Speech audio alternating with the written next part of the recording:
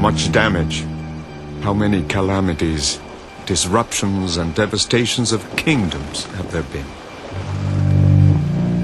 How many souls have perished in the Indies over the years, and how unjustly? How many unforgivable sins have been committed? Bartolomé de las Casas. In December of 1492, 3 ships, under the command of Christopher Columbus, approached the second largest island in the Caribbean. For 8 weeks, Columbus had traveled from the Bahamas to Cuba, finally reaching the site of modern-day Haiti and the Dominican Republic. The island he would name Hispaniola. The island was then populated by people known as the Taino. One region was controlled by the paramount chief, Wakanagari.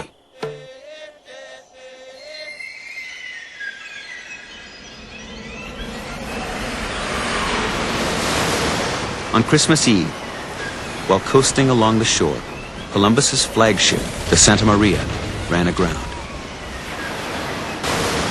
On Christmas Eve, while coasting along the shore, Columbus's flagship, the Santa Maria, ran aground. When Wakanagari learned the news, he sent all his people from the town with many large canoes to unload everything from the ship.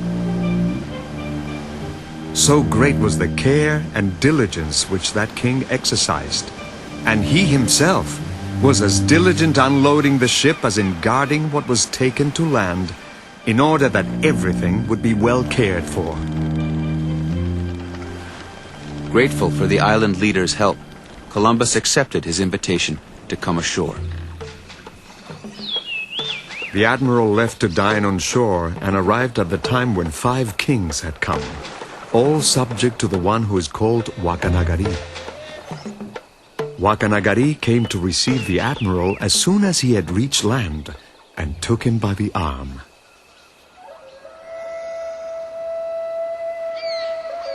Columbus was immediately struck by the beauty of Taino life. The king observes a very wonderful estate in such a dignified manner that it is a pleasure to see. Neither better people nor land can there be. The houses and the villages are so pretty. They love their neighbors as themselves. And they have the sweetest speech in the world. And they are gentle. And they are always laughing. Christopher Columbus. As a token of gratitude for the rescue of his men and supplies, Columbus presented Wakanagari with a red cape, a prestigious item among the Taino elite. In return, Wakanagari gave Columbus a golden tiara he wore on his head. To Wakanagari, it was a fair exchange, a gesture of mutual respect and recognition, the opening of trade between equals. To Columbus, it was a crown, a symbol of authority. Wakanagari was surrendering his lands and people to Spain. But Columbus was not simply looking to rule people. He saw something much more valuable to his future. He saw gold, the prize he could take back to his sponsors in Europe. There was wealth to be had, and to the Europeans of the time, wealth belonged to those strong enough to take it.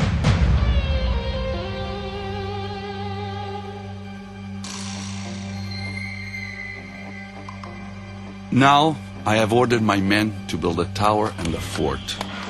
Not that I believe it to be necessary, for it is obvious that with these men that I bring, I could subdue all of this island, since the people are naked and without arms. But it is right that this tower be made, so that with love and fear they will obey.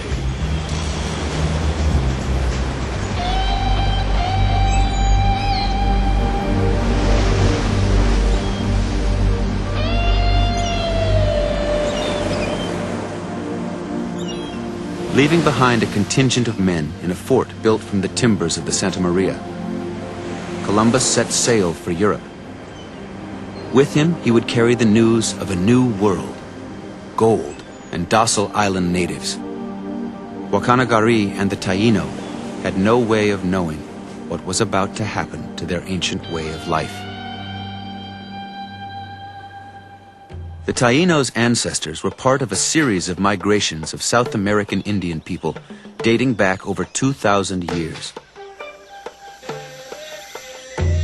They farmed the land and harvested the wealth of the sea. Taino traders traveled in huge ocean-going canoes capable of carrying up to 150 men. Boats laden with feathers, gold, wood, pottery, beautiful birds, cotton fabric, and food. Island nations were woven together by trade. Trade was the communication system by which nations knew one another and maintained peace. Some trading partners even exchanged their names to create lasting bonds between their communities.